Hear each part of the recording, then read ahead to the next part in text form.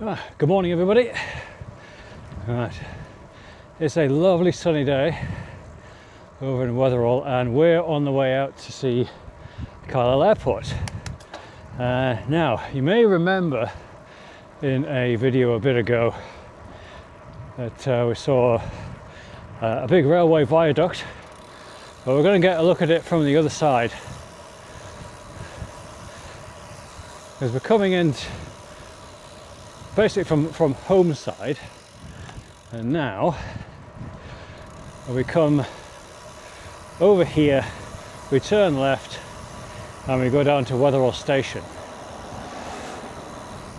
So this is on the Settle Carlisle Railway.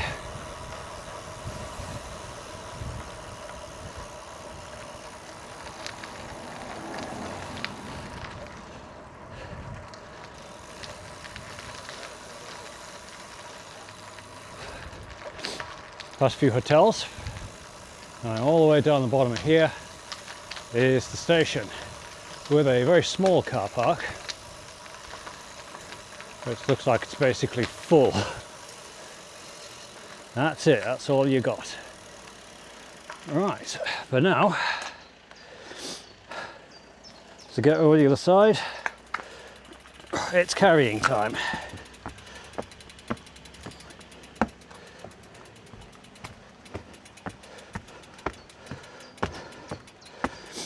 Going this way because it's a handy way of getting to see one other thing, that another place that is in, I guess, something like my personal history,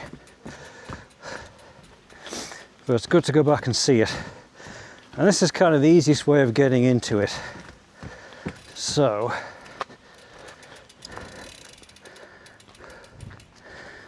right, let's get across the bridge.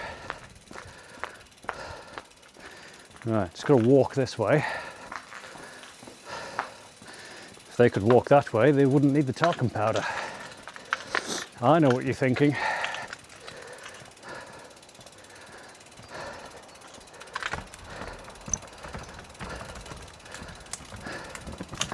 So, railway literally on the other side of this wall, on your right. And then as we get across here, there we go. It is an amazing view across there.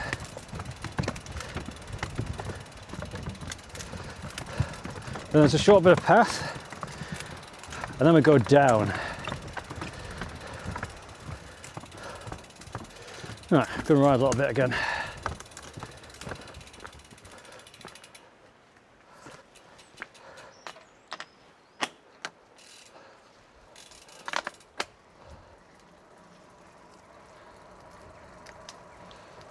So yeah, literally right beside the railway.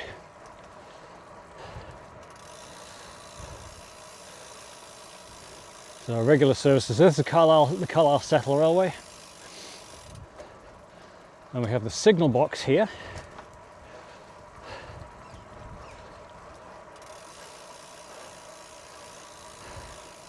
This is High Corby.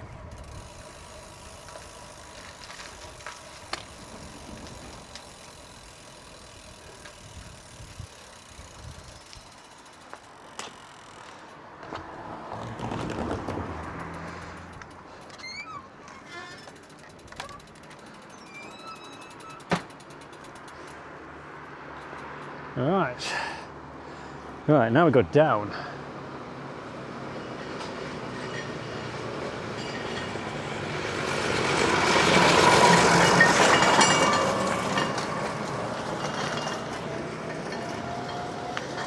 Come on.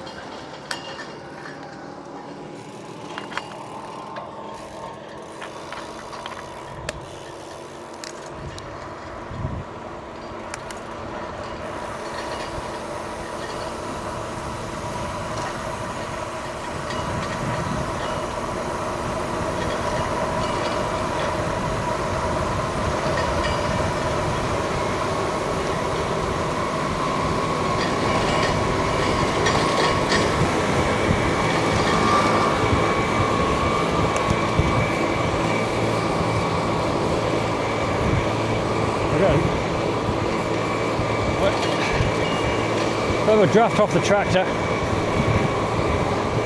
This bit nice and flat.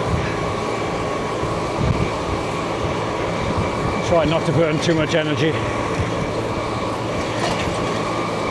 It's ways of what you get back here.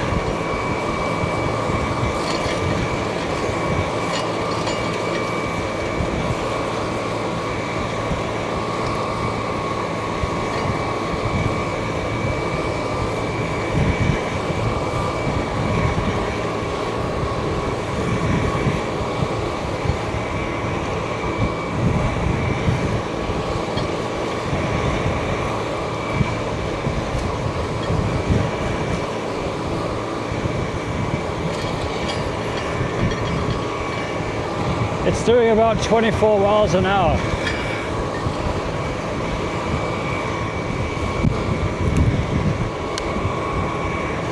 Right, now we sit up a bit.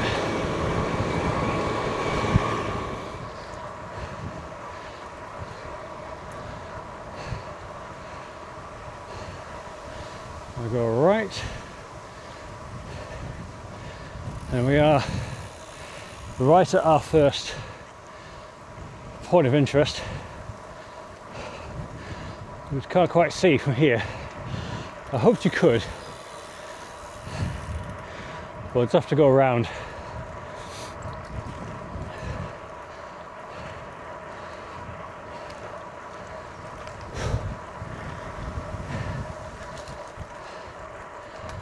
Right, in here.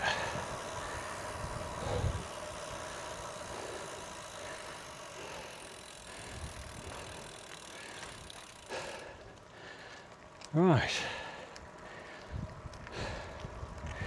Right, what we're looking for here is down at the end of the field.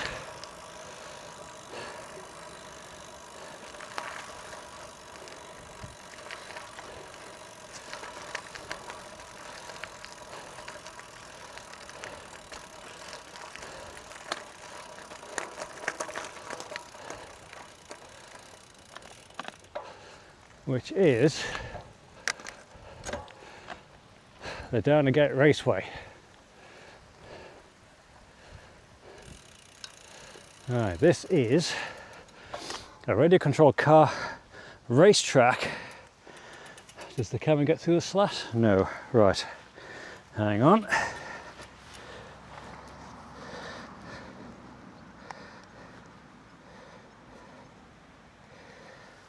Right. Now it does. Alright, so the Downegate Raceway,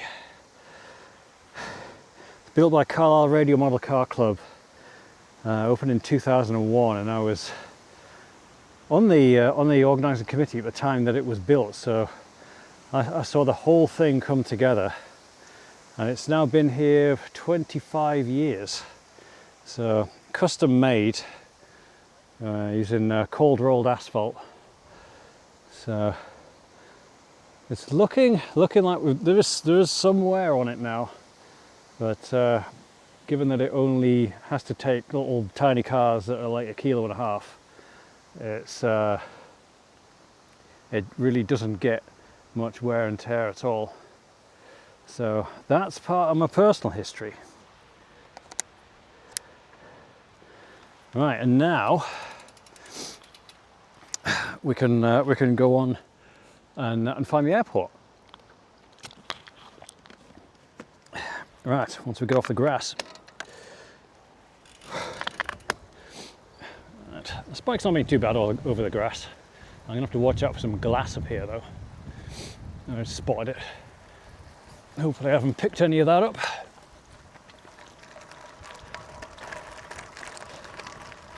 Right, up there. Right. This is not a big detour anyway.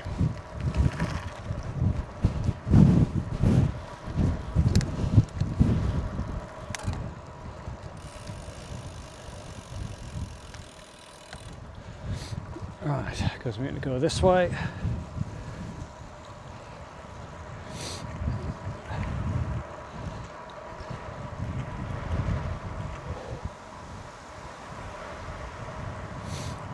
we go. Comfortable speed. Alright, and then a short run.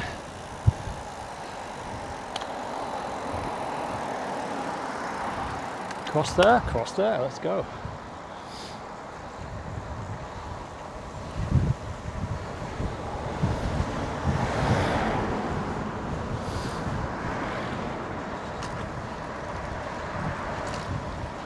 Alright, and up this side.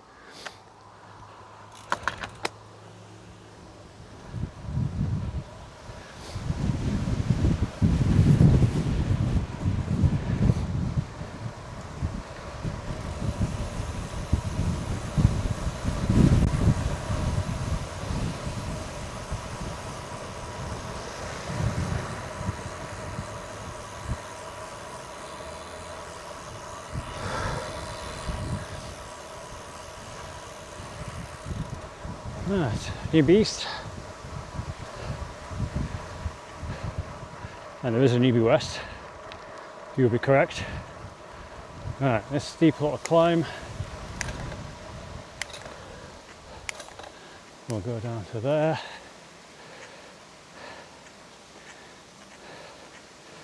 And we go right.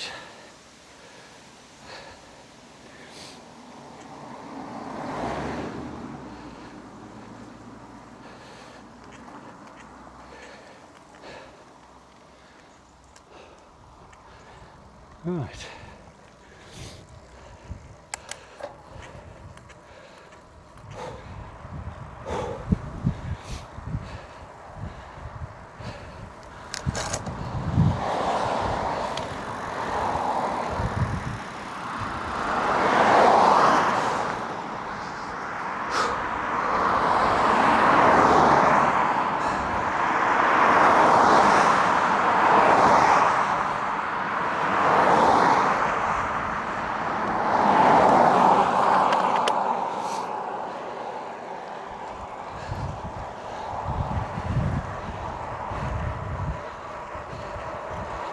Short sprint.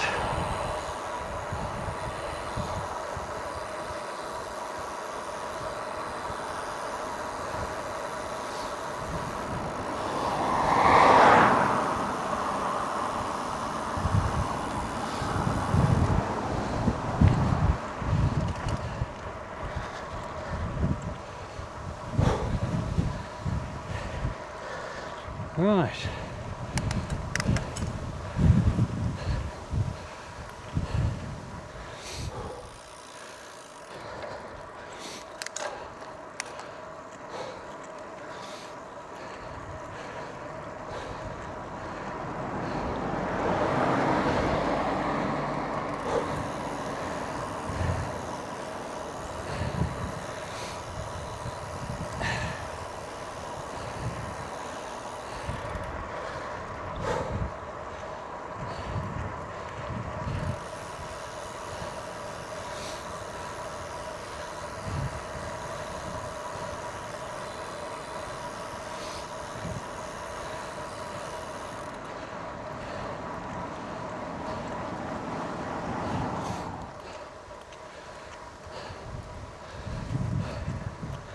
Here we are.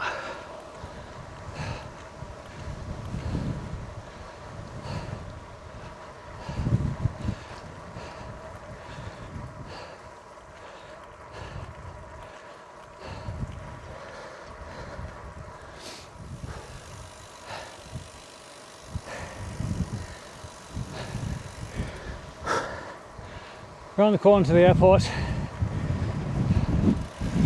I will cut here and I'll be back to you in a couple of minutes.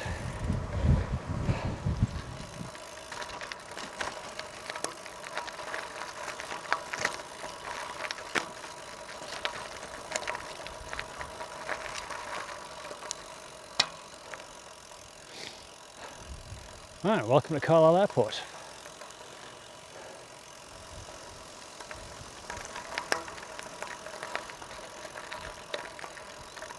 It's only small, so don't expect a lot. Now, I've got some notes. Right, because we did at one point have passenger flights from here and freight flights. Those are going to restart sometime in the future. But at the moment, not much happens here apart from private aviation. So, right, I'm gonna get my notes. Now then.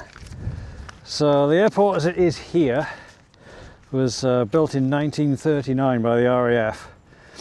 And the first unit stationed here was 59 Ops Training Unit, mostly flying Hurricanes.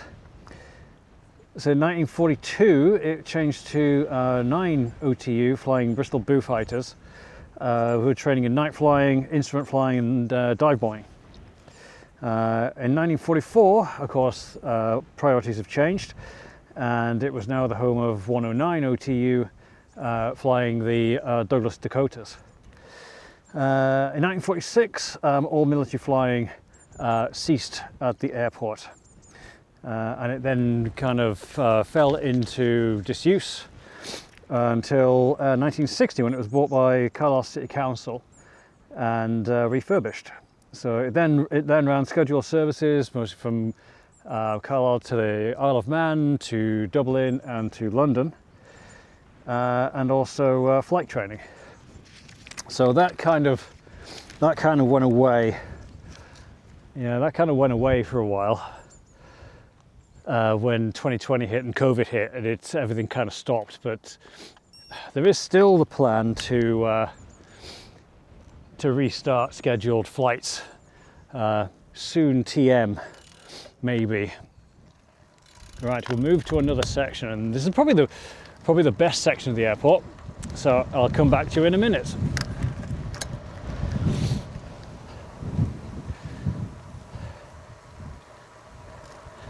Right, the pride and joy of the airport, in my opinion, and one of the best things about it, is the Air Museum. Some of the exhibits you can see right here. So, this is some of the aircraft that they've gathered over the years. So I think that's, if I remember my aircraft correctly, we've got a Jaguar, is that a Gannet? Hawker Hunter, we've got a Lightning, we've got a Phantom, a Jet Provost trainer. We've got numerous other little bombers and things, so there's a whole host of stuff here, as well as just aviation related equipment. Right, I'll get my notes. Now then, so the museum was originally kind of formed by the Solway group of aviation enthusiasts in 1961, and this was founded originally by 5 members of the Royal Observer Corps. So as the society grew, they were the first to renovate a Vampire to flying condition, which is now the only airworthy Vampire in the UK, which still, as far as I'm aware, flies in air shows today. So in 1983 the museum opened. It now has 3 large buildings and over 20 aircraft, but the pride and joy, certainly in my opinion, the pride and joy is this magnificent bird around here. You probably know what's about to come around the corner. The pride and joy is this one. So the Vulcan bomber, so XJ823. So it was obtained by the museum in 1983 and flown in from Aria, Waddington for its handover. So flew flew into the airport, parked it here, and it's been there ever since. So this is an aircraft that you can actually go into the cockpit. So you go buy a ticket, you can go and have a look around inside, and for all it looks like it's a big aircraft, the cockpit and the crew area is absolutely tiny. You know, it's unbelievable how cramped it actually is in there for the crew. So you can imagine them flying that on Operation Black Buck, you know, non-stop for hours many hours, cramped into there. It was quite a feat of endurance. So I think we have one of its engines out the back there. So this one it's not airworthy at all. There was only one Vulcan that remained flying, but that now hasn't flown for a bit over 10 years. So unfortunately, when I believe the airframe was coming to its lifetime, and information and assistance from government was not forthcoming in order to keep it flying, sadly, which is a bit of a shame, because we can have Lancaster bombers we have a Lancaster bomber that still flies and is still maintained, but not this, which is a bit sad because they made us sound like nothing else. Absolute scream. Okay, right, so there we go. We've got some personal history and the airport. So hope you enjoyed this little one. So this is part one of the local tour, and we'll be back with more.